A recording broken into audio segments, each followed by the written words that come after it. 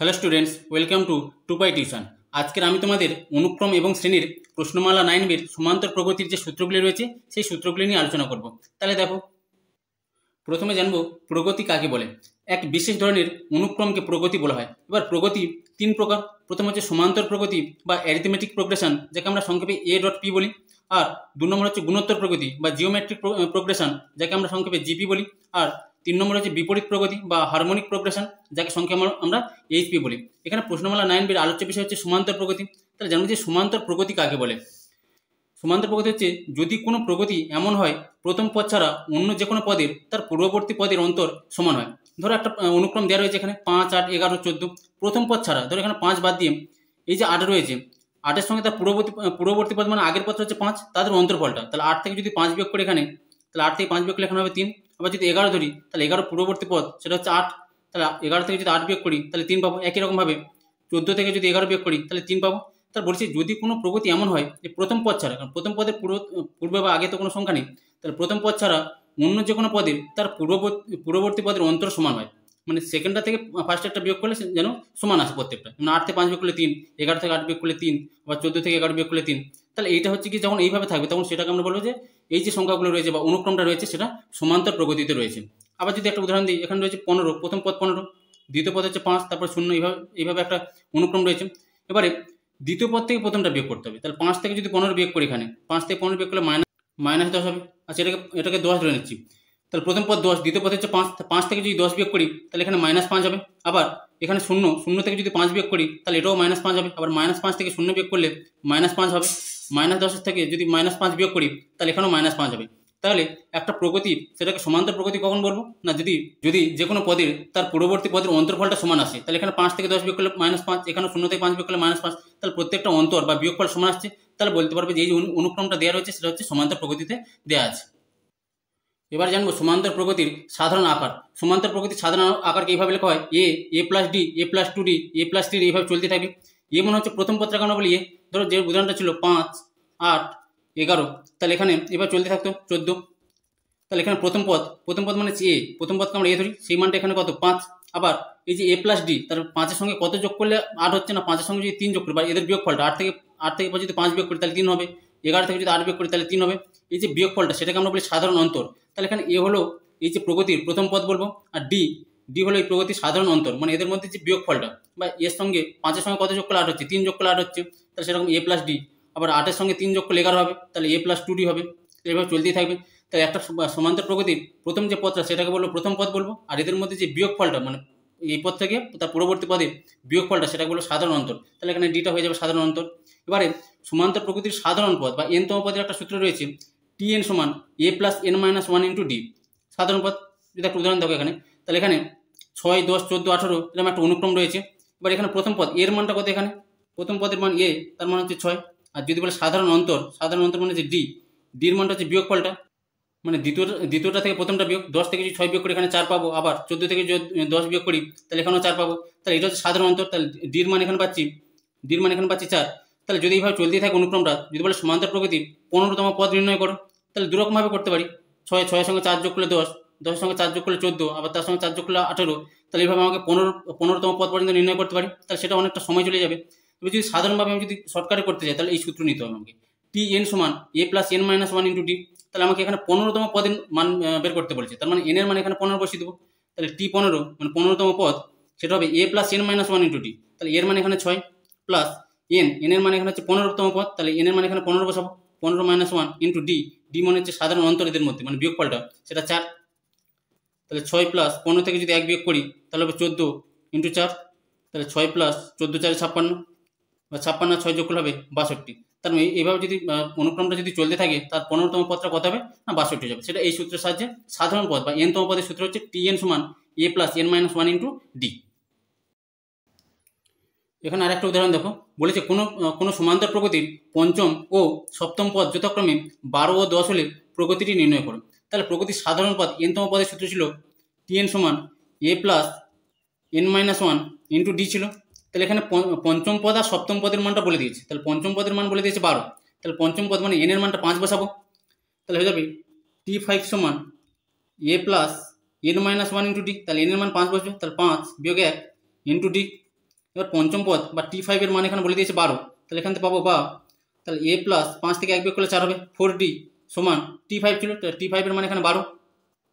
আবার বলেছে যে সপ্তম পদের মান সেটা বলেছে 10 বলে দিয়েছে, তাহলে সপ্তম পদ মানে T7 ধরবো, মানে n এর মানটা এখানে 7 বসাবো, তাহলে T7 সমান হয়ে যাবে a plus n minus 1 into d, তাহলে n এর মানে এখানে 7, তাহলে 7 থেকে 1 বিয়োগ হবে 7 মাইনাস 1 ইন্টু d, বা a প্লাস 7 থেকে 1 বিয়োগ করলে 6, তাহলে a plus 6d equal to T7, মানে সপ্তম পদের মানটা এখানে প্রশ্নে বলে দিয়েছে 10, তাহলে a plus 6d equal to 10, তাহলে এটাকে দিচ্ছে 1 নম্বর,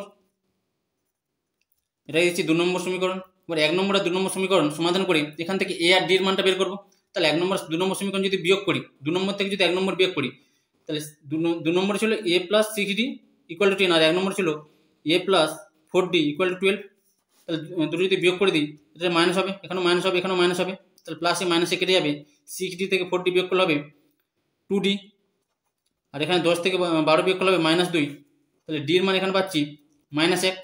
এবার d এর মান যদি -1 হয়, d এর মানটা 1 নম্বর বসিয়ে দিলে এর মানটা পেয়ে যাবো, তাহলে এর মান হয়ে যাবে এখানে a plus 4 into -1 equal to 12, তাহলে a ইকুয়াল টু 12, আর মাইনাসটা যখন ডান দিকে যাবে তখন +4 হবে, তাহলে a সমান হয়ে যাবে এখানে 16। তাহলে এখানে প্রগতিটি নির্ণয় করতে বলেছিল, তাহলে একটা প্রগতি সূত্র কি ছিল না, প্রথম পদ a, তারপরে ছিল a প্লাস d, তারপরে ছিল a প্লাস 2d, এভাবে প্রগতি চলতেই থাকবে। তাহলে প্রথম পদ a, এর মান এখানে পেয়েছি 16, তারপরে ছিল a প্লাস d, তাহলে d এর মান এখানে পেয়েছি -1, তাহলে 16 সঙ্গে -1 বিয়োগ হবে, তাহলে 16 থেকে 1 বিয়োগ করলে হবে 15, তারপর ছিল a প্লাস 2d, তাহলে a এর মান হচ্ছে এখানে 16, আর 2d মানে -2 হয়ে যাবে, তাহলে 16 থেকে 2 বিয়োগ করলে 14, তাহলে এইভাবে প্রগতিটি চলতেই থাকবে। তাহলে এটা হচ্ছে কি প্রগতিটা হয়ে যাবে 16, 15, 14 এইভাবে প্রগতিটা চলতেই থাকবে। এখানে মেন যে সূত্রটা মনে রাখতে হবে, প্রগতির n তম পদ Tn সমান হয়ে যাবে a plus n minus 1 into d। এবার জানবো সমান্তর প্রগতির কয়েকটি ধর্ম। তো একটা সমান্তর প্রগতি দেওয়া রয়েছে a plus d, a plus 2d, এইভাবে একটা সমান্তর প্রগতি রয়েছে। এবার এই সমান্তর প্রগতির প্রত্যেকটা পদের সঙ্গে যদি আমি k যোগ করে দিই, ধর a রয়েছে এখানে, তাহলে a প্লাস k করলাম, আবার a প্লাস d রয়েছে, a প্লাস d প্লাস কে, আবার a প্লাস 2d রয়েছে, a প্লাস 2d প্লাস কে, তাহলে এভাবে চলতে থাকবে। তাহলে সেটাও কি হবে, একটা সমান্তর প্রগতি হবে। ধরো একটা উদাহরণ, 4, 4, 6, 8 একটা সমান্তর প্রগতি দেওয়া রয়েছে, এটা কারণ এদের বিয়োগফলটা কি সমান, 6 থেকে 4 বিয়োগ করলে 2, আবার 8 থেকে 6 বিয়োগ করলে 2, তাহলে এই প্রত্যেকটার সঙ্গে যদি আমি 1 যোগ করে নিই, ধরো 4 সঙ্গে যদি 1 যোগ করি তাহলে 5 হবে, আবার 6 সঙ্গে যদি 1 যোগ করি তাহলে 7 হবে, 8 সঙ্গে যদি 1 যোগ করি 9 হবে, তাহলে এভাবে চলতে থাকবে। তাহলে এটাও সমান্তর প্রগতিতে থাকবে। যদি 7 থেকে 5 বিয়োগ করি তাহলে সাধারণ অন্তর কত পাবো, 2 পাবো, আর 9 থেকে 7 বিয়োগ করলে সাধারণ অন্তর সেটাও 2 পাবো। তাহলে কোনো একটা প্রগতির সঙ্গে যদি আমি একটা ধ্রুবক সংখ্যা যোগ করি তাহলে সেটাও কি হবে, সমান্তর প্রগতিতে থাকবে। আবার একই রকমভাবে যোগ করলে যদি বিয়োগ করতাম তাহলে মাইনাস কে করতাম, তাহলেও সেটা সমান্তর প্রগতিতে থাকতো। যদি যেটা গুণ করতাম তাহলেও সেটা সমান্তর প্রগতিতে থাকবে। যদি ভাগ করতাম তাহলেও সেটা সমান্তর প্রগতিতে থাকবে। মানে একটা সমান্তর প্রগতির সঙ্গে অন্য যে কোনো সংখ্যা যদি যোগ করে যায় তাহলে সেটা যেমন সমান্তর প্রগতি থাকবে, বিয়োগ করলেও সমান্তর প্রগতি হবে, গুণ করলেও সেটাই হবে, আর ভাগ করলে সমান্তর প্রগতিতে থাকবে। এবার আমরা জানবো সমান্তর প্রগতির n সংখ্যক পদের সমষ্টি। ধরো একটা প্রগতি সমান্তর প্রগতি ভাবে রয়েছে a plus d, a plus 2d, a plus 3d, এভাবে n সংখ্যক পদ রয়েছে। n সংখ্যক মানে এরকমভাবে 5টা, 6টা, 7টা, 8টা, 9টা, 10টা বা যে কোনো যত সংখ্যক পদ থাকতে পারে, তাদের সমষ্টি মানে তাদের যোগফল। যদি 5টা পদ থাকে বা 10টা পদ থাকে তাদের যোগফলটা কত হবে, তাদের যোগফলে একটা সূত্র রয়েছে Sn সমান কি, Sn সমান হচ্ছে n/2, n হচ্ছে পদের সংখ্যা, মানে যদি 10টা পদ থাকে তাহলে n এর মান 10 বসবে, তাহলে n/2 into a plus l মানে a মানে হচ্ছে প্রথম পদ, আর lটা হচ্ছে গিয়ে প্রগতির শেষ পদ, তাহলে এলটা হয়ে যাবে প্রগতির শেষ পদ। তাহলে এইভাবে যদি একটা প্রগতির প্রথম পদ আর শেষ পদ যদি জানা থাকে তাহলে সেই প্রগতির হচ্ছে সমষ্টি বা n সংখ্যক পদের সমষ্টি হবে n/2 into a plus l, এটা হচ্ছে প্রথম পদ আর এলটা হচ্ছে শেষ পদ। যদি একটা উদাহরণ সাহায্যে দেখো, তাহলে এখানে রয়েছে 1, 4, 7, 10, তাহলে এইভাবে একটা প্রগতি দেওয়া রয়েছে। তাহলে এখানে কি প্রগতিটা সমান্তর প্রগতিতে রয়েছে, কারণ 4 থেকে যদি 1 বিয়োগ করে 3 হবে, আবার 7 থেকে 1 বিয়োগ করলে 7 থেকে 4 বিয়োগ করলে 3 হবে, আবার 10 থেকে যদি 7 বিয়োগ করে তাহলে 3 হবে। তাহলে এই যে প্রগতিটা দেওয়া রয়েছে সেটা সমান্তর প্রগতিতে দেওয়া রয়েছে। এবার এই সমান্তর প্রগতি এখানে 4টে সংখ্যা রয়েছে, 1, 2, 3, 4টে, তাহলে এই 4টে সংখ্যাকে যোগ করলে কত হবে, তাহলে এখানে 4টে রয়েছে, আরও 10টা 12টা থাকতে পারে এখানে, তাহলে এদের যোগফলটা হবে এই সূত্রে মান বসিয়ে দেবো n/2 into a plus l। তাহলে এখানে 4টে সংখ্যা রয়েছে, তাহলে n এর মান সূত্র হচ্ছে n/2 into a plus l, তাহলে n এর মান 4 বসিয়ে দেবো, তাহলে 4/2 ইন্টু এর মান হচ্ছে 1 প্লাস l মান হচ্ছে শেষ পদ যেটা 10, তাহলে এখানে 4/2 ইন্টু 10 আর 1 যোগ করলে কত হবে, 11 হবে। তাহলে 2 দিয়ে কাটলে 2 2 4, তাহলে 11 2 গুণ করলে 11 2 22, এমনিতে গুণ করে এমনিতে যোগ করে দেখো 10 7 17, 17 4 21, 21 আর 1 যোগ করলে 22। তাহলে এখানে 4টে সংখ্যা আছে বলে মুখোমুখি করা যায়। আর যদি অনেকগুলো সংখ্যা থাকে তাহলে কি দেখতে হবে, আমাকে প্রথম পদটা দেখতে হবে আর শেষ পদটা দেখতে হবে। আর ওটা অবশ্যই দেখতে হবে যে সাধারণ অন্তর বা সমান্তর প্রগতিতে যেন থাকে, এটা যেমন 4 থেকে 1 বিয়োগ করলে 3, 7 থেকে 4 বিয়োগ করলে 3 হচ্ছে, এভাবে যেন সাধারণ অন্তরটা সমান থাকে। সেক্ষেত্রে আমাকে যদি তাদের সমান্তর শ্রেণীর যোগফল নির্ণয় করতে পারে বা সমষ্টি নির্ণয় করতে পারে, তাহলে সেক্ষেত্রে n/2 সমান হয়ে যাবে a প্লাস l। এটা হচ্ছে প্রথম পদ আর এলটা হচ্ছে শেষ পদ, আর এনটা হচ্ছে পদের সংখ্যা, মানে কতগুলো পদ আমি যোগ করছি এখানে। তাহলে এইভাবে থাকতে পারে। এবার ধরো একটা প্রগতি, তার কোনো শেষ নেই, তার ইনফিনিটি পর্যন্ত রয়েছে বা 20টা বা 30টা পর্যন্ত রয়েছে, 1, 4, 7, 10। এখানে যেমন 4টে সংখ্যা ছিল, এখানে 1, 4, 7, 10 এভাবে 20টা পদ রয়েছে। তাহলে লাস্টের পদটা আমি কি জানি না, তো এখানে লাস্টের পদটা আমি জানতাম যে 10 রয়েছে, প্রথম পদটা এ তার মান জানা ছিল আর এল এর মানটা জানা ছিল এখানে। কিন্তু এখানে প্রথম পদ এর মান জানা রয়েছে, কিন্তু লাস্টের যে পদটা সেটা জানেনি, মানে 1, 4, 7, 10, তারপর হবে 13, এইভাবে চলতে থাকবে। এরকম 20টা সংখ্যা রয়েছে এখানে। তাদের যোগফলটা কেমন হবে? তাদের যোগফলের সূত্র হচ্ছে n/2 into 2a plus n-1 into D. তাহলে এখানে n এর মানটা 20টা পদ যেহেতু, তাহলে n এর মান এখানে 20, আর এ মানে হচ্ছে প্রথম পদ, সেটা হচ্ছে 1, আর ডি মানে হচ্ছে সাধারণ অন্তর, 4 থেকে 1 বিয়োগ করলে কত হবে না 3 হবে। সেক্ষেত্রে এই সূত্রের মানটা বসিয়ে দেবো, n/2 into 2a plus n-1 into D. মানে শেষ পদটা যদি জানা থাকে তাহলে এই সূত্রের মান বসাবো। এখানে আমার শেষ পদটা জানা ছিল, যদি শেষ পদের মান কত হবে সেটা জানি না, তাহলে সেক্ষেত্রে আমাকে এই সূত্রের মান বসাতে হবে। তো এখানে সূত্রটা ছিল n/2 into 2a plus n-1 into D. তাহলে n এর মান এখানে 20, তাহলে 20/2 হবে 2a, তাহলে 2 ইন্টু এর মান এখানে 1 প্লাস n-1, n মানে হচ্ছে 20 মাইনাস 1 ইন্টু ডির মানে এখানে 3, ডি মানে সাধারণ অন্তর যেটা। এবার 2 দিয়ে গেলে 2 10 20, তাহলে এখানে 10 আর এখানে 2 1 2 যোগ 20 থেকে 1 বিয়োগ করলে হবে 19, 19 3 57, তাহলে 57 আর 58, 57 আর 2 যোগ করলে হবে 59, 59 এর সঙ্গে 10 গুণ করলে হবে 590। তাহলে এইভাবে একটা যদি সমান্তর প্রগতি থাকে, তাদের 20টা পদের যোগফল হয়ে যাবে 590, সেটা এই সূত্রের সাহায্যে নিতে হবে। তাহলে এখানে দুটো সূত্র মনে রাখতে হবে। যদি প্রথম পদের শেষ পদ যদি জানা থাকে, সেক্ষেত্রে n/2 into a plus l, n সংখ্যক পদের সমষ্টি হবে। আর যদি প্রথম পদ জানা থাকে কিন্তু শেষ পদ যদি জানা না থাকে, সেক্ষেত্রে n/2 into 2a plus n-1 into D, এই সূত্রে মান বসাতে হবে। এবার আমরা জানবো প্রথম n সংখ্যক স্বাভাবিক সংখ্যার সমষ্টি কত হবে। প্রথম n সংখ্যক স্বাভাবিক সংখ্যার সমষ্টি, সেটাকে আমরা SN দ্বারা প্রকাশ করি। ধরো 1, 2, 3 এভাবে n সংখ্যক সংখ্যা রয়েছে, তাদের যোগফলটা হবে n ইন্টু n প্লাস 1/2। ধরো বলে দিল 1 প্লাস 2 প্লাস 3 এইভাবে ডট করে 100টা সংখ্যা রয়েছে, মানে 100 পর্যন্ত সংখ্যা রয়েছে। তাহলে কি 100 পর্যন্ত সংখ্যা যোগ করে যাবো? তাহলে সেটা সময় সাপেক্ষ হবে। তাহলে সেক্ষেত্রে কি করবো, এই সূত্রে মান বসিয়ে দেবো। তাহলে এখানে n মানে লাস্টে যে সংখ্যাটা থাকে, তাহলে লাস্টের সংখ্যা এখানে 100, তাহলে এখানে n এর মান বসাবো 100 ইন্টু 100 প্লাস 1/2 হয়ে যাবে। তাহলে 2 দিয়ে কাটলে 2 5 10, 2 0 0 50, এখানে হবে 101, 101 এর সঙ্গে গুণ হবে 50, লাস্ট হবে 0, 5 একে 5, 0 5 একে 5, তাহলে 5050। তাহলে প্রথমে 1 থেকে 100 পর্যন্ত সংখ্যার যোগফল কত হবে না 5050 হবে। তাহলে এইভাবে এই সূত্রে মান বসিয়ে দেবো। তাহলে n সংখ্যক স্বাভাবিক সংখ্যার সমষ্টি হচ্ছে n ইন্টু n প্লাস 1/2। একই রকমভাবে প্রথম n সংখ্যক স্বাভাবিক সংখ্যার বর্গের সমষ্টি, তাহলে যদি প্রত্যেকটা বর্গ করে দিই বা স্কোয়ার করে দিই, 1 square plus 2 square plus 3 square plus dot করে n স্কোয়ার, সেক্ষেত্রে সংখ্যার সমষ্টিটা হবে n into n plus 1 into 2n plus 1/6। আবার যদি ঘন থাকে, তাহলে n সংখ্যক স্বাভাবিক সংখ্যার ঘনের সমষ্টি Sn সমান 1 এর কিউব প্লাস 2 এর কিউব প্লাস 3 এর কিউব, এইভাবে ডট করে চলতেই থাকবে n কিউব পর্যন্ত। তাহলে তার সমষ্টির সূত্র হচ্ছে n ইন্টু n প্লাস 1/2 তার হোল স্কোয়ার। এবারে সমান্তর প্রগতিভুক্ত 3টি সংখ্যার সমষ্টি দেওয়া থাকলে, সংখ্যা 3টিকে, ধরো যে কোনো 3টে সংখ্যা যদি দেওয়া থাকে, তাহলে সেক্ষেত্রে সংখ্যা 3টিকে আমরা সমান্তর প্রগতির ক্ষেত্রে এইভাবে মানগুলো ধরে নেব। 3টে সংখ্যার ক্ষেত্রে a মাইনাস ডি, এটা একটু মনে রাখবে, অঙ্কের ক্ষেত্রে পরে কাজে লাগবে। a মাইনাস ডি প্রথম পদটাকে ধরবো a মাইনাস ডি, তারপরের পদটাকে ধরবো a, তারপরের পদটাকে ধরবো a প্লাস ডি, যদি 3টে সংখ্যা সমান্তর প্রগতিতে দেওয়া থাকে।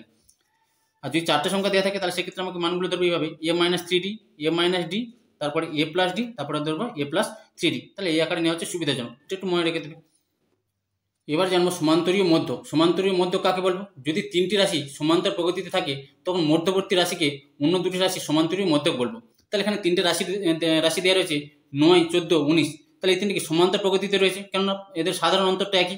14 থেকে যদি 9 বিয়োগ করি তাহলে 5 পাবো, আবার 19 থেকে যদি 14 বিয়োগ করি তাহলে 5 পাবো। তাহলে এই যে 3টে রাশি সমান্তর প্রগতিতে রয়েছে, তাদের মধ্যে যে মাঝের যে সংখ্যাটা থাকবে, সেটাকে আমরা বলবো সমান্তরীয় মধ্য।